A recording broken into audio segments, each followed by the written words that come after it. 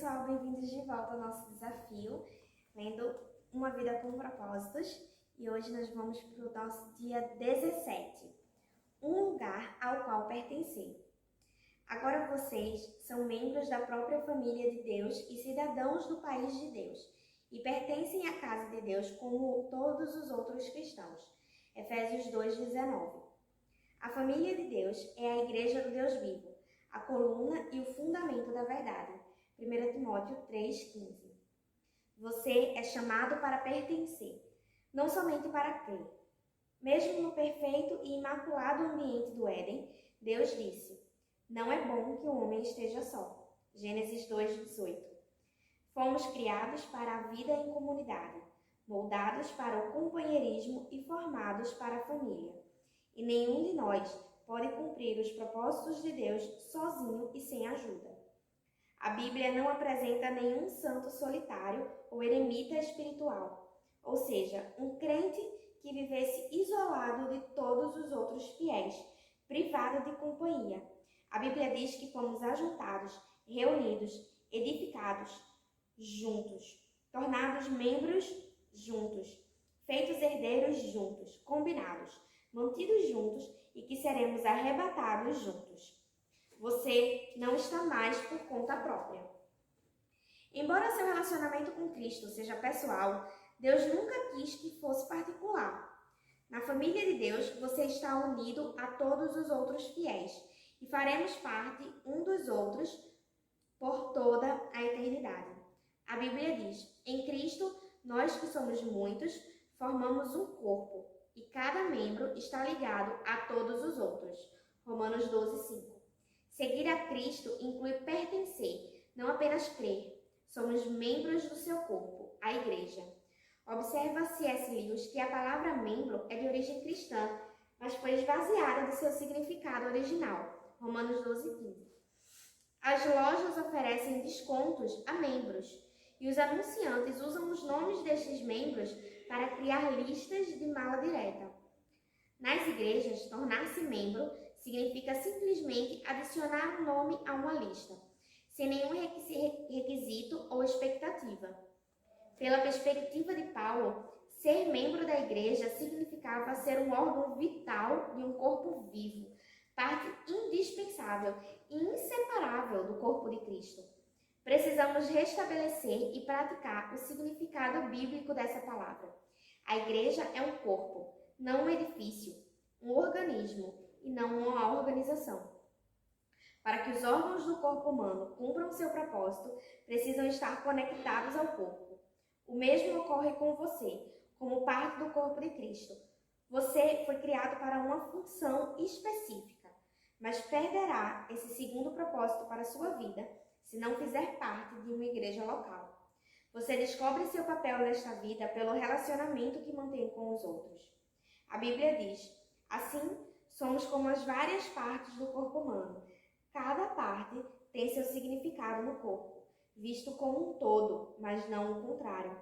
O corpo de que estamos falando é o corpo formado pelas pessoas escolhidas por Cristo. Cada um de nós encontra significado e função como parte desse corpo. Não podemos ser como um dedo decepado, que não tem valor. Romanos 12:4 e 5. Se um órgão é, de alguma forma, desligado do corpo, fica paralisado e morre. Ele não pode existir por si mesmo, e nem você. Desligado e arrancado do sangue vivificante da igreja local, sua vida espiritual se enfraquecerá e logo deixará de existir. Por isso, o primeiro sintoma de declínio espiritual é normalmente o comparecimento irregular aos cultos e a outras reuniões dos irmãos na fé. Sempre que nos tornamos descuidados com a comunidade de irmãos, todo o restante também começa a desmoronar. Ser membro da família de Deus não é irrelevante nem algo a ser negligenciado. A igreja é o plano de Deus para o mundo. Jesus disse: edificarei a minha igreja e todas as forças do inferno não prevalecerão contra ela. Mateus 16:18. A igreja é indestrutível e existirá eternamente. Ela sobreviverá ao universo, assim como sua função nele. A pessoa que diz: Não preciso de igreja é soberba e ignorante.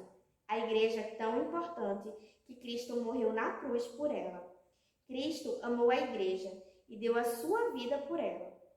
Na Bíblia, a igreja como um todo é chamada a noiva de Cristo e o corpo de Cristo.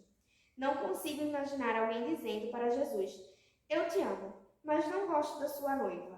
Ou eu te aceito, mas rejeito seu corpo. Mas é isso que fazemos quando desprezamos e depreciamos a igreja ou reclamamos dela. Em vez disso, Deus nos manda amar a igreja, tanto quanto Jesus a amou. A Bíblia diz: amem sua família espiritual. 1 Pedro 2,17. Lamentavelmente, muitos cristãos usam a igreja, mas não a amam. A comunidade local. Salvo em poucas e importantes exceções, como quando alude a todos os fiéis ao longo da história, a palavra igreja é utilizada na Bíblia quase sempre para se referir a uma comunidade visível e local. O Novo Testamento parte do princípio de que o membro pertence à comunidade local. Os únicos cristãos que não pertenciam a grupos locais eram aqueles sob a disciplina da igreja, os quais eram removidos da comunidade depois de flagrados em pecado. 1 Coríntios 5, de 1 a 13 e Gálatas 6, de 1 a 5. A Bíblia diz que o cristão sem a igreja local é como o órgão sem o corpo, a ovelha sem o rebanho, ou a criança sem a família. É uma situação anormal, como dá a entender a Bíblia quando diz: e pertencem à casa de Deus, como todos os outros cristãos, em Efésios 2,19. Os valores de hoje, que advogam a independência e o individualismo, criaram muitos órfãos espirituais, os crentes peregrinos, ou os sem igreja, que ficam circulando de uma igreja para outra, sem filiação, responsabilidade ou compromisso. Muitos creem que é possível ser um bom cristão sem se unir ou mesmo frequentar uma igreja local, mas Deus discordaria veementemente. A Bíblia oferece muitas razões irrefutáveis para sermos ativos e comprometidos numa comunidade local. Por que você precisa de família eclesiástica? A família eclesiástica identifica-o como um cristão verdadeiro. Não posso afirmar que sou um seguidor de Cristo se não estou comprometido com um grupo específico de discípulos. Jesus disse: o amor de vocês uns pelos outros provará ao mundo que vocês são meus discípulos. João 13,35. Quando nos reunimos em amor como uma família na igreja, com diferentes formações, raça e posição social, levamos ao mundo um poderoso testemunho. Você não é o corpo de Cristo isoladamente. Precisa de outros para expressar essa condição. Juntos, não separados, somos o corpo do Senhor. A família eclesiástica retira-o do isolamento egoísta. A igreja local é a sala de aula onde você aprenderá a se relacionar com a família de Deus. É o laboratório para a prática do altruísmo e do amor compassivo. Como um membro ativo, você aprende a se interessar pelos outros e a compartilhar suas experiências. Se uma parte do corpo sofre, as demais partes sofrem com ela. Ou se uma parte é honrada, as demais compartilham da sua honra. 1 Coríntios 12, 26. Somente pelo contato regular com fiéis comuns e imperfeitos podemos aprender o verdadeiro companheirismo e experimentar a verdade do Novo Testamento, de sermos unidos e dependentes uns dos outros. O companheirismo bíblico compreende sermos tão comprometidos uns com os outros quanto somos com Jesus Cristo. Deus espera que entreguemos nossa vida uns pelos outros. Muitos cristãos que conhecem João 3,16 desconhecem 1 João 3,16. Nisto, conhecemos o que é o amor. Jesus Cristo deu a sua vida por nós e devemos dar a nossa vida por nossos irmãos. Este é o tipo de amor sacrificial que Deus espera que você demonstre pelos outros irmãos, uma disposição em para amá-los da mesma forma que Jesus o amou. A família eclesiástica ajuda a desenvolver músculos espirituais. Você jamais chegará à maturidade apenas comparecendo aos cultos de adoração como um espectador passivo. Somente a participação nas ilimitadas atividades da igreja local desenvolve a musculatura espiritual. A Bíblia diz: à medida que cada parte realiza o seu trabalho em especial, ela coopera para o crescimento das outras partes, para que todo o corpo esteja saudável, crescendo e cheio de amor. Efésios 4,16. As expressões uns aos outros ou uns dos outros são usadas mais de 50 vezes no Novo Testamento. Recebemos ordem para amar uns aos outros, orar uns pelos outros, incentivar uns aos outros, admoestar uns aos outros, saudar uns aos outros, servir uns aos outros, carregar os fardos uns dos outros, perdoar uns aos outros, submeter-nos uns aos outros e sermos dedicados uns aos outros, além de muitas outras obrigações mútuas. Isso é ser membro do ponto de vista bíblico. Essas são as responsabilidades familiares que Deus espera que você cumpra na comunidade local. Com quem você vem agindo dessa forma? Pode parecer mais fácil ser santo quando não há mais ninguém por perto para frustrar suas preferências. Mas essa é uma santidade falsa, que não foi posta à prova. O isolamento é deliberadamente enganoso. É fácil nos enganarmos, pensando sermos maduros quando não há ninguém para nos contestar. A verdadeira maturidade manifesta-se nos relacionamentos. Precisamos mais que da Bíblia para crescer. Precisamos de outros irmãos. Crescemos mais forte e mais rapidamente aprendendo uns com os outros e sendo responsáveis uns pelos outros. Quando os outros compartilham o que Deus está lhes ensinando, também aprendemos a crescer. O corpo de Cristo precisa de você. Deus tem uma função específica para você na família cristã. Isso se chama ministério. E o Senhor lhe concedeu talentos para essa missão. Um dom espiritual é dado a cada um de vós, visando ajudar toda a igreja. 1 Coríntios 12, 7. A comunidade local é o lugar planejado por Deus para que você descubra, desenvolva e utilize seus talentos. Você até pode ter um ministério mais abrangente, mas será algo adicional ao seu serviço no corpo local. Jesus não prometeu edificar o seu ministério, prometeu edificar a igreja dele. Você participará na missão de Cristo no mundo. Enquanto Jesus andou entre os homens, Deus trabalhou por meio do corpo físico de Cristo. Nos dias de hoje, usa o corpo espiritual do seu Filho. A igreja é um instrumento do Senhor neste mundo. Não devemos apenas ser exemplo do amor de Deus, amando-nos uns aos outros.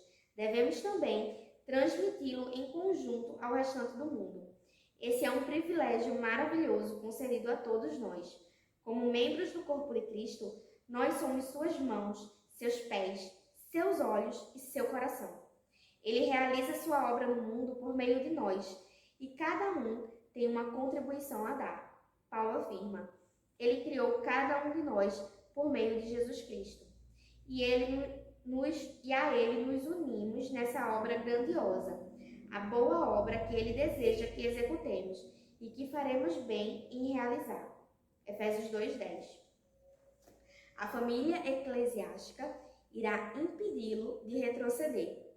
Nenhum de nós está imune à tentação. Nas circunstâncias apropriadas, você e eu somos capazes de cometer qualquer pecado. Deus sabe disso.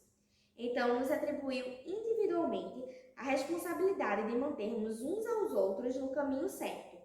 A Bíblia diz: encorajem-se uns aos outros todos os dias, de modo que nenhum de vocês seja endurecido pelo engano do pecado. Hebreus 3:13. Não é da sua conta? Não é uma frase cristã. Somos chamados e recebemos ordem para nos envolvermos com a vida uns dos outros. Se você conhece alguém que se mostra espiritualmente inconstante nesse exato momento,